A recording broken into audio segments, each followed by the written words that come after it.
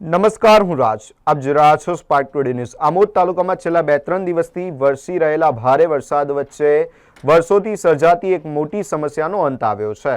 પુરુષા, કાકરિયા અને માનસંગપુરા ગામોને આમોદ શહેર સાથે જોડતો મુખ્ય માર્ગ દર ચોમાસે ઢાઢર નદીના પાણી ભરાઈ જતા બંધ થઈ જતો હતો, જેના કારણે ત્રણેય ગામોના લોકોનો આમોદ શહેર સાથેનો સંપર્ક તૂટી જતો હતો અને દૈનિક અવરજવર સહિત જીવન જરૂરી વસ્તુઓ માટે ભારે મુશ્કેલી પડતી હતી. ખાસ કરીને કાકરિયા ગામ નજીક આવેલી ITI કોલેજમાં અભ્યાસ કરતા વિદ્યાર્થીઓ માટે આ માર્ગ મહત્વનો હોવાથી વરસાદી દિવસોમાં રસ્તો બંધ થતાં તેમના અભ્યાસ પર પણ અસર થતી હતી. આ સમસ્યાને લઈને આમોદ જંબુસર વિધાનસભાના ધારાસભ્ય DK સ્વામી દ્વારા રાજ્ય સરકાર સમક્ષ રજૂઆતો કરવામાં આવી હતી, જેને પરિણામે આશરે 4 કરોડ રૂપિયાના ખર્ચે આ માર્ગ પર મજબૂત બ્રિજનું નિર્માણ કરવામાં આવ્યું છે.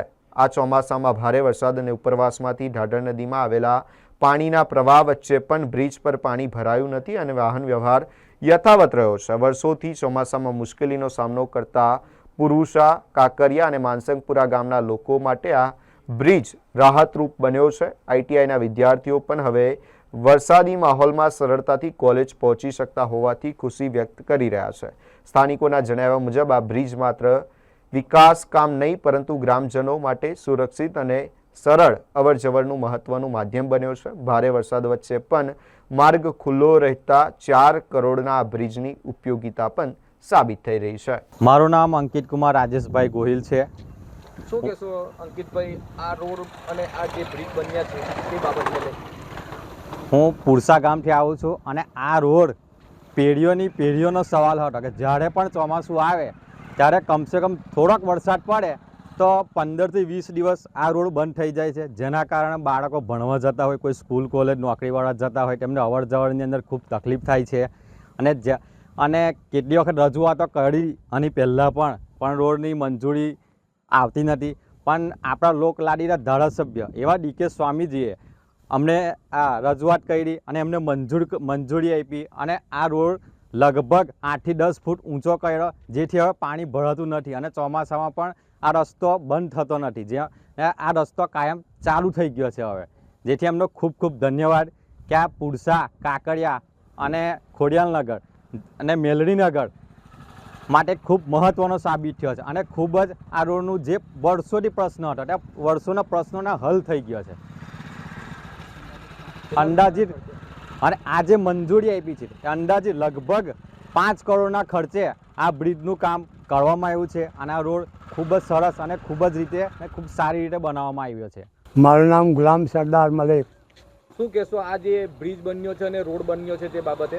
બહુ સારો બન્યો છે રોડ અને બધા આખી પાછલી લોકોના મુસીબત હતી જે વર્ષોથી તે હલ થઈ છે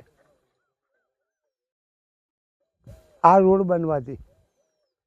અને DK સ્વામીએ જે અમારી વાત અમે દર્શાવેલી કે અમારા માટે શુભકામના રીતે અમને ફાળવી છે, એટલે અમે મોટામાં મોટું ધન્યવાદ DK સ્વામીને આપીએ છીએ. પૈસા 5 કરોડના ખર્ચે DK સ્વામીએ પૂરી મહેનત કરીને ગાંધીનગરના ધક્કા ખાઈને અમને આ પ્રશ્ન કઈક જમાનાથી દૂર કરેલો છે.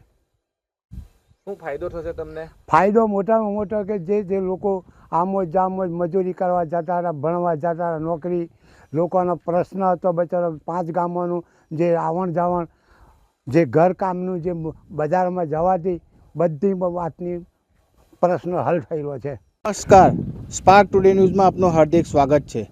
આમોદથી કાંકરિયા પુરસા ITIને જોડતો માર્ગ જે બન્યો છે આશીર્વાદરૂપ. જાણીશું આપણે ગામના લોકોનો મંતવ્ય. શું કહી રહ્યા છે? ભાઈ, આ અમારો માર્ગ જે વર્ષોની સમસ્યા હતી, લગભગ છેલ્લા જ્યારથી આ રસ્તાને રોડ બન્યો ત્યારથી આ અમારી સમસ્યા હતી ને એને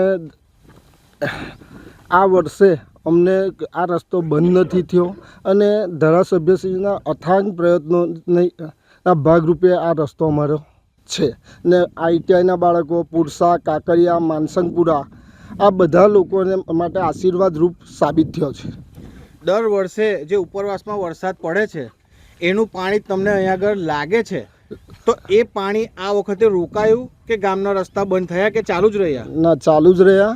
અને એ પાણીનો મતલબ આ ઊંચો થવાના કારણે અમારું અવર જવર બંધ થઈ નથી.